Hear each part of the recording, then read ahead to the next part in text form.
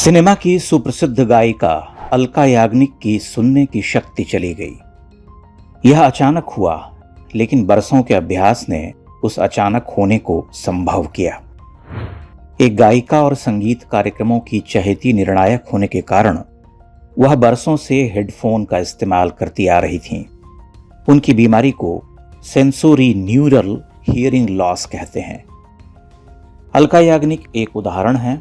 करोड़ों करोड़ युवा घंटों ईयरफोन, लीड और हेडफोन का इस्तेमाल करते हैं। एक बड़ा खतरा हमारे आसपास है। क्या आपने इस सत्य की ओर ध्यान दिया है कि पिछले कुछ वर्षों में हमारे चारों ओर शोर बहुत बढ़ गया है। नगर से लेकर ग्राम्य जीवन तक की यही कथा है। ध्यान आता है कि दशकों पहले गांव में ब्याह इत्यादि पर लाउड स्पीकर बजाने का चलन था। गांव के एक रस जीवन में लाउड स्पीकर एक व्यतिक्रम था, कुछ उत्सव सरीखा लगता था। लेकिन वही लाउड स्पीकर लगातार चीखने लगता तब चिढ़ होने लगती। पर्व त्योहारों तक ठीक था, लेकिन वही लाउड स्पीकर कब काफिरों को अपनी ताकत दिखाने का माध्यम बन गया पता ही नहीं चला। मौलवी का कर्कश कंठ दिन में 5 बार झेलिए।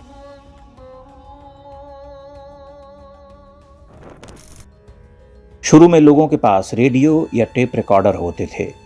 उस ध्वनि की उच्च सीमा भी साधारण ही होती थी। धीरे धीरे साउंड सिस्टम आने लगे। 90 के दशक में उन सिस्टम्स की लोकप्रियता बढ़ने लगी। धीरे धीरे सिनेमा घरों का कल्चर बदलने लगा। मल्टीप्लेक्स के साथ धूम धड़ाम करते हुए डॉल्बी डिजिटल साउंड शुरू हो गए। सिनेमा हॉल के भीतर ध्वनि प्रदूषण बहुत बढ़ने लगा, लेकिन तब लोग उस लाउड म्यूजिक का आनंद ले रहे थे। धीरे धीरे वह उनकी आदतों में घुल मिल गया। लोगों ने इस खतरे की ओर कभी ध्यान नहीं दिया कि बंद सिनेमा हॉल में धूम धड़ाम करती हुई संघनित ध्वनि उनकी श्रव्यता सीमा से बहुत ऊपर है, जो कान के पर्दे फाड़ सकती है। लेकिन हम तो मॉडर्न बनने की होड़ में हैं। हमें अब शोर बहुत अच्छा लगने लगा है। तेज म्यूजिक सुनना, धरती पर धमक पैदा करने वाले डीजे साउंड का चलन बढ़ना, जोर जोर से चिंघाड़ते हुए हॉर्न बजाना, ये सब अनिवार्य हो गए हैं। इस परिवर्तन से एक ही बात समझी जा सकती है कि विकास और तकनीक के साथ उग्रता, आक्रामकता बढ़ रही है। मनुष्य का हृदय बंजर हो रहा है। बुद्धि को समय की आक्रामकता ने हर लिया है। विवेक मर रहा है।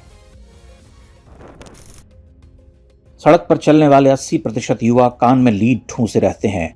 कोई कितने गाने सुन सकता है, कितनी देर सुन सकता है, यह एक यक्ष प्रश्न है।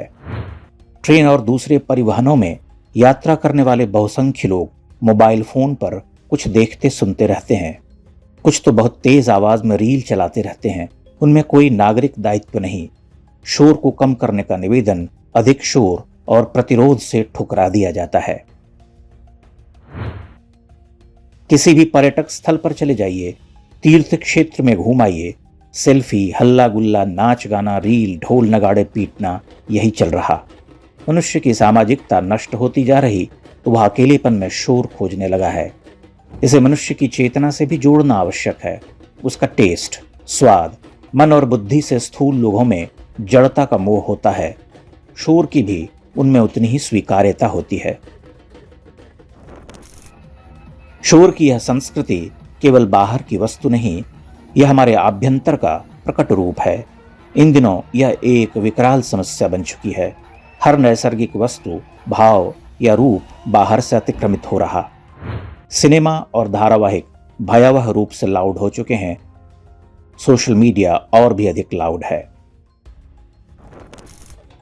सबके केंद्र में शोर है। जहां शोर नहीं है वहां हर कोई जाना चाहता है और वहां जाकर शोर मचाना चाहता है। प्रकृति के मूल पवित्र स्वर बुझ रहे हैं। एक अजीब सा पागलपन सार्वभौमिक हो रहा। जो लोग 30-35 वर्ष से अधिक के हैं, केवल वो ही यह समझ सकते हैं। नई पीढ़ी के लिए यह एक सामान्य बात है, क्योंकि वह इसी शोर के बीच जन्म ले रही, बढ़ रही, एक दिन किसी महाविस्फोट के साथ समाप्त हो जाएगी। भारत की सभ्यता इसलिए महान थी कि उसने सूक्ष्म का अन्वेषण किया था। अब वह स्थूल का शोध कर रही। विडंबना है कि वह पूर्णतः विपरीत ध्रुव पर जा रही। उसने तय कर लिया है कि वह अपने नाश की कथा खुद लिखेगी।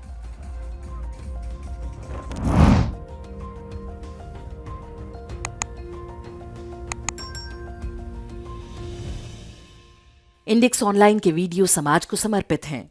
आप इनको डाउनलोड करके जैसे चाहे वैसे प्रयोग कर सकते हैं। चाहे तो आप हमारे टेलीग्राम चैनल से जुड़ सकते हैं। वहां सारे नए पुराने वीडियो आपको मिल जाएंगे। हमारे सोशल मीडिया लिंक हर वीडियो के डिस्क्रिप्शन में होते हैं। हमारा एकमात्र उद्देश्य हिंदू समाज को जागृत और एकजुट करना है। इसमें सहभागी बने। धन्यवाद।